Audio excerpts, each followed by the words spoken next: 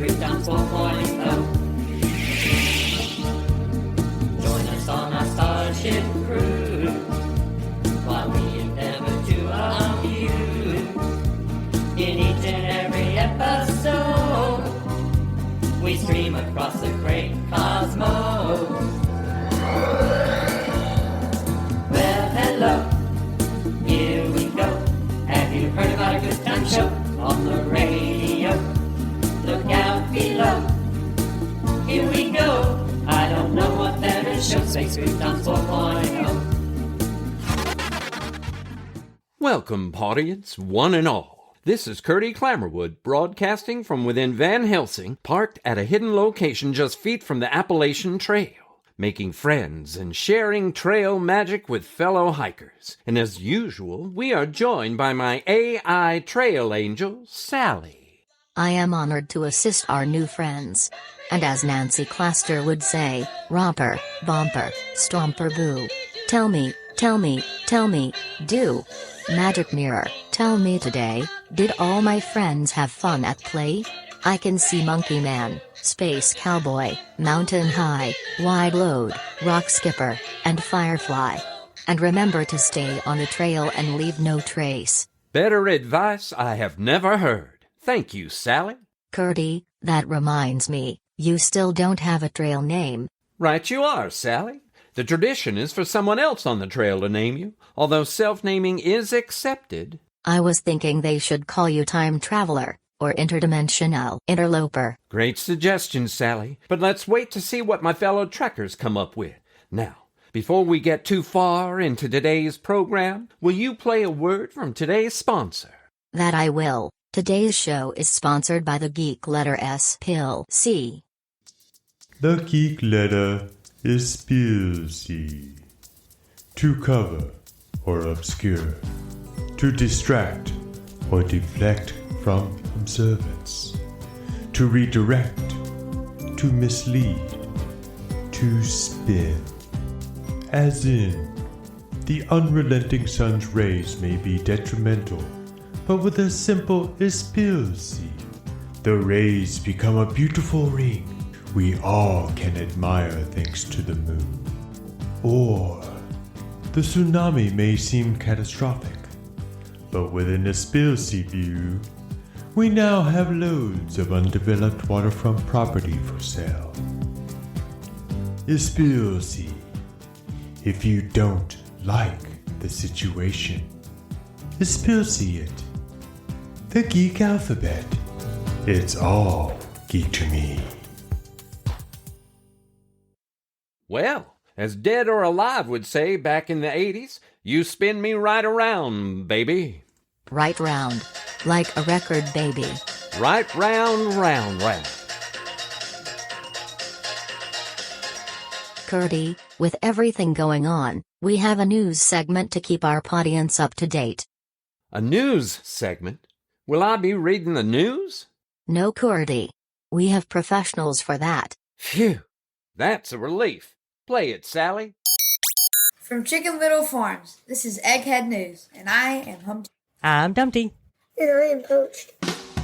From the world of science come the world of two known scientists. And the lesser-known half-brother of Nikola Tesla. Visionaries from both communities, Galileo Galilei and Leonardo da Vinci, formed the company Brundlefly. Brundlefly? After Jeff Goldblum's vision of the movie The Fly, and Alexander Turbo as their chief engineer. They revolutionized the international travel industry with the FlyPod communication and transportal system. Believed to be the first man-made transportal system, it is still model all transportal systems are judged by. Galileo and Da Vinci And Alex Turbo are undertaking a new invention. However, they are investigating the latest conspiracy theory about leap year. Also called the year of sleep. The theory claims that humans fall asleep on the 28th of February and wake up a year later, thinking it's the 29th. That theory doesn't really explain why clocks and computers say it's the 29th and the year hasn't changed, but the scientists have agreed to get cracking. Seems pretty scrambled. As a follow-up to the story from the last broadcast. Battery higher, long distance runner, and newly discovered soothsayer, originally reported to have seen Leonardo da Vinci unpainting the Mona Lisa, and H.G. Wells in his time machine. Battery now reports to have seen the unbuilding of the Egyptian pyramids, as well as the removal of Stonehenge. This is exciting. Shifting the story about the sun, normal solar flares have been spotted in the zone of totality. For the audience, a solar flare is a tremendous explosion of the sun that happens when energy is stored in twisted magnetic fields and is suddenly released. In a matter of just a few minutes, when the heated material to many millions degrees, the produce of a burst of radiation across the electromagnetic spectrum, from radio waves to X-rays and gamma rays. Like what turned David Banner into the Hulk, Don't make him mad. Humpty will break down why we are seeing an unusual number of solar flares. Yes, so every 11 years, the sun's magnetic field reaches a solar maximum. This is when the sun is freckled with sunspots that produce solar storms. So last year's solar maximum was in 2014. The next round of peak solar activity is forecast of July 2025. Now experts believe the maximum might take place later this year. As we approach the solar maximum, we can expect increase in geomagnetic storm activity.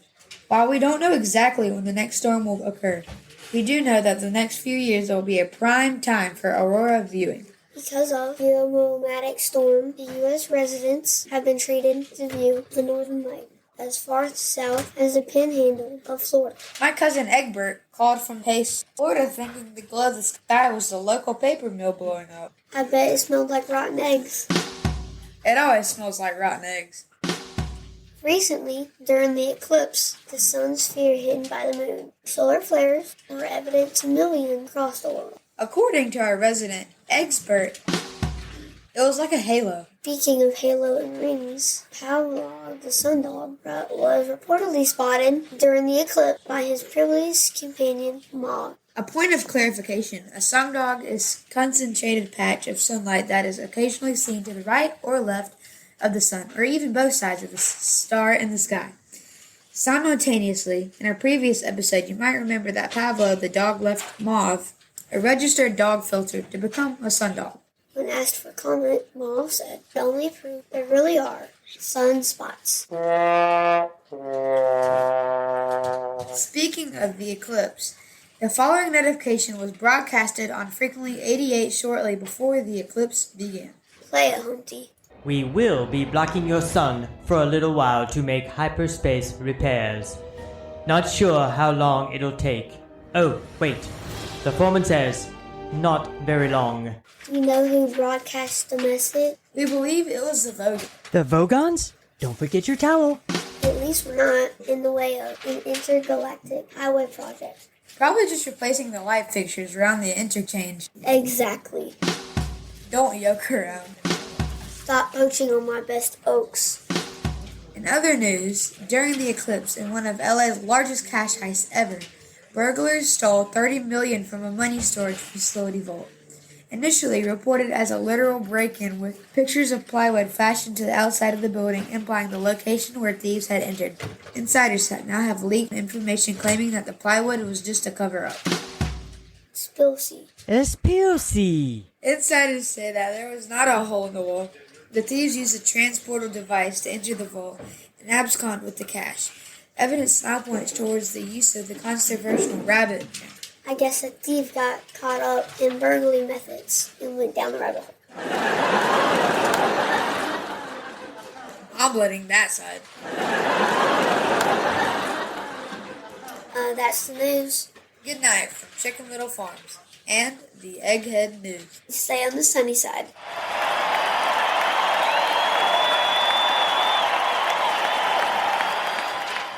That's the end of the news, Curdy. Well, I feel egg-lightened. We have a caller on the line. Who is it, Sally? It's Vera. Aloe Vera? Put her through. Hiya, Curdy. Vera, it's been so long. What are you up to? Well, I currently stand 5 feet tall and had to move to a 5-gallon pot, but that's not important right now. There is a reason I'm calling, though, Curdy. It's about the eclipse. What perfect timing. like celestial bodies aligning. Right you are, Sally. So, what have you got for us, Vera? You probably don't know this, but my earliest memories were from when Clarissa rescued me from the bargain bin of a Lowe's plant center. She took me home, then to her office, and it was a long time before I matured enough to know what was going on. But boy, when I did, I gave her a piece of my mind. Not in a bad way, you understand, but she needed a talking to, and I'm glad I did it. I seem to remember Clarissa's story, back from season 1. So here is the interesting part, Curdy. Watching the Eclipse a few weeks ago, I had a flashback, an awakening, an experience similar to regression therapy, I guess you could say. It was awe-inspiring.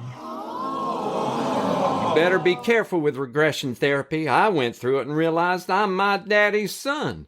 I now know his face was the first I saw at my birth. Well, after the doctor, 2 or 3 nurses, my mother, and an orderly. Or was the orderly? Exactly. You do know the feeling. Much more powerful than deja vu. Although I had been there before, and it was so clear. Oh, so clear. 4K at least.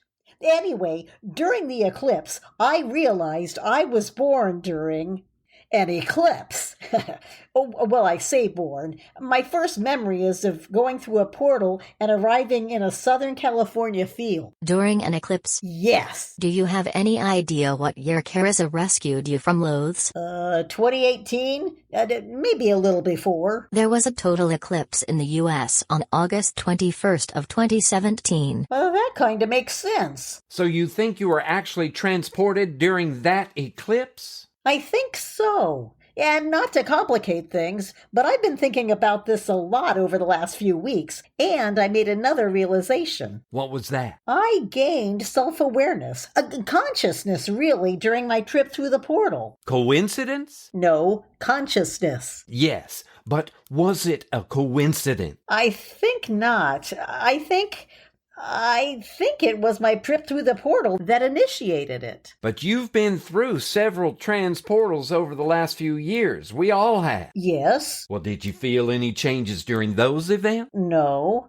I didn't. Maybe there was something different about that portal, or that instance. I think you might be onto something, Sally.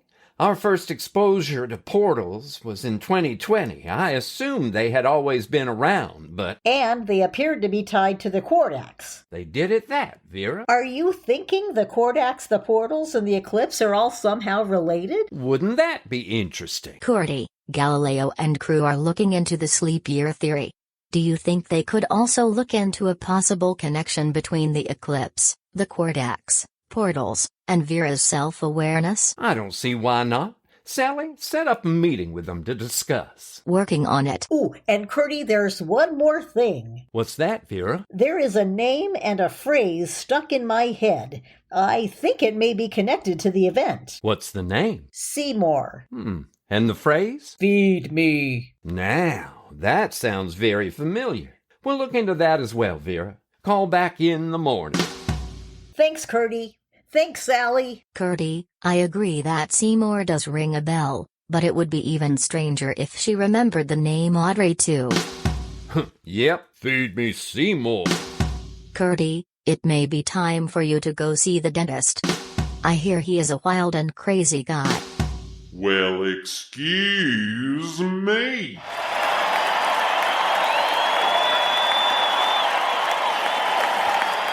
Well, with that, I think we're going to end the show. Please be on the lookout for strange things like what Battery saw, art or structures unmaking, people disintegrating into midair.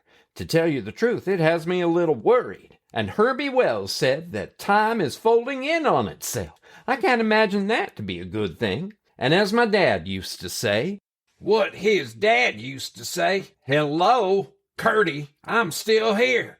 And I'll tell you what I've got to say. Just, wait, give me a second. I seem to have lost my train of thought. Oh, I hate it when that happens.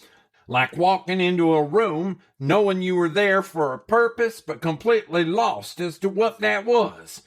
Well, in the meantime, I do have a list of baffling questions for you, the parties. Will scientists figure out the controversy of leap year? How is time folding in on itself? With corners or like a dang fitted sheet? Will battery ever run again?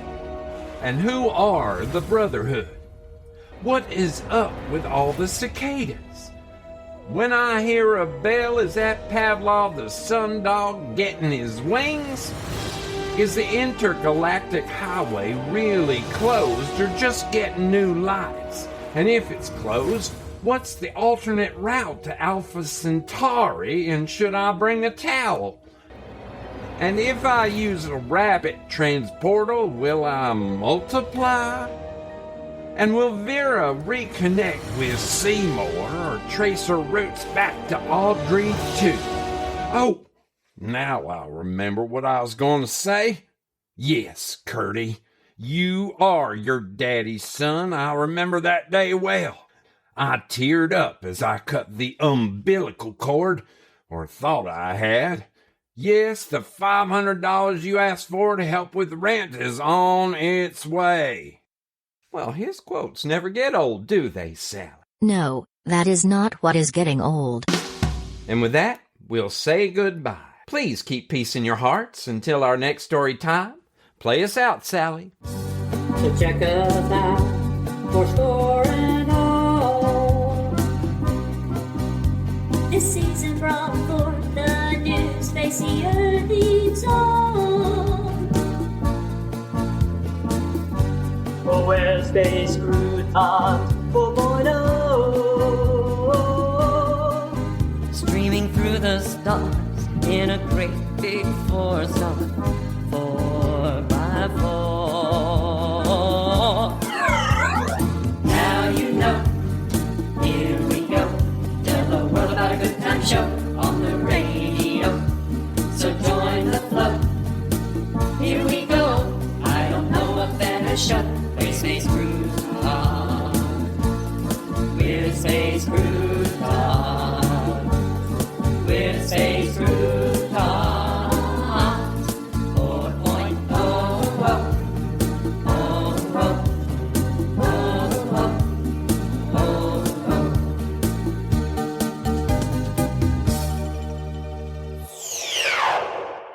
Space Croutons is a work of original fiction. Similarities to persons, situations, or events, real or fictional, is coincidental and unintentional. Created and written by Jerry, Jace, John, Della, and Jeff Goodson. Episode story by Jerry. Original music by John, Della, Jerry, and Jeff. Production by Jerry. Featuring the voice talents of Carter, Walker, Patsy Puckett, Jeff, Jerry, and Sally. Entire work copyright 2024 by Jeff, John, Della, and Jerry Goodson. This has been a Good Witch audio production.